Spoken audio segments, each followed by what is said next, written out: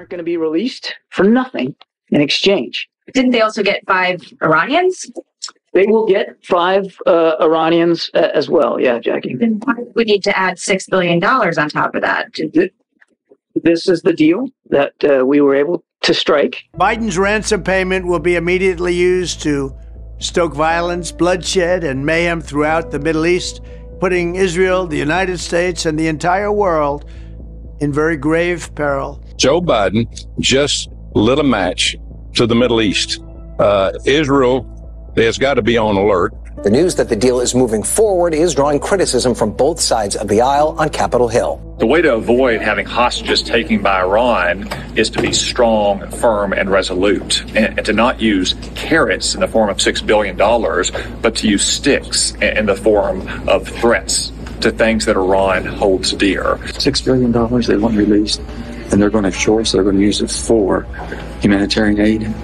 There's no guarantees of that. So I'm very much concerned about this. So we're looking into it much deeper, but I'm very concerned. Do you have concern that money is fungible? There is obviously money is fungible. The administration says this is limited to humanitarian aid, but they also acknowledge that funds are fungible, which means they can move them around and will aid them in being able to do other things. So people are very concerned. It seems, very clear to the critics on both sides on the Hill that money is fungible. That's the criticism. Right. And now President Raisi has added fuel to the fire that already existed of criticism by saying we're going to do anything we want with it. But isn't it true that this frees Tehran up to spend more on other nefarious goals like supporting terrorism and boosting its nuclear program? And I can't predict what they'll do going forward here. As Nancy explained to you, money's fungible. Right. And so any financial relief can be used by the regime in another way. And that's why there is real controversy to this. It's fungible.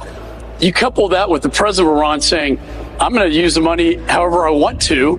But what is your expectation of its use? We're told that it's for humanitarian purposes, food and medicine. Do you believe you have the right to use that money in any way that you see fit? This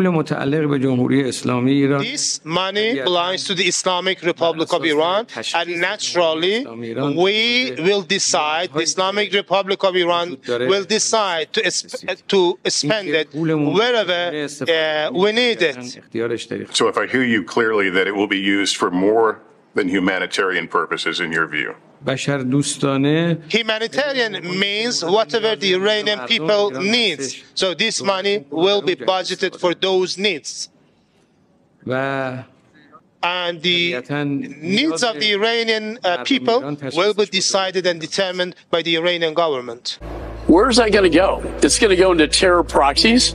This will go into more terror operations where they try to kill Americans. They kill, Israelis. Money's fungible. This money is going to the Iran regime. It's a terrorist regime. It's the largest state sponsor of terrorism. And it's going to kill a lot of people, unfortunately.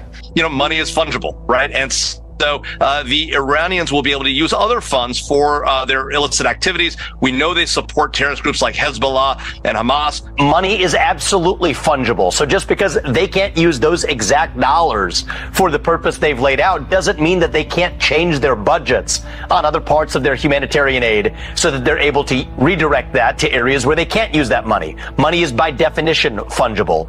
And the other thing is this is absolutely a ransom payment. Exiled son of Iran's last Shah calling history the best guide. We saw what happened to the money that was released to the Iranian regime under the Obama administration. It went to further finance the regime's proxies in Syria and Lebanon. Even though the administration claims these funds are limited to humanitarian transactions, we all know that transactions are difficult to monitor. Iran's president, on the other hand, understands that money is fungible.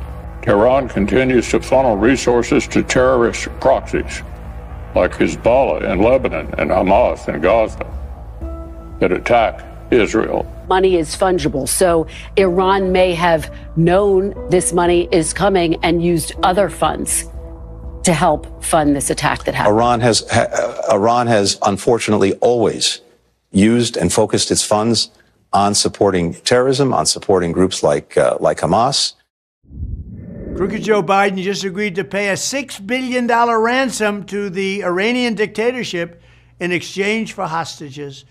This is yet another Biden surrender and a further blistering humiliation of the United States of America to the world stage.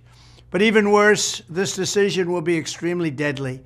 Biden is giving $6 billion to the world's leading state sponsor of terrorism, just as when Obama sent the Iranian regime pallets of cash for hostages in the dark of night. Remember? Plane loads of cash.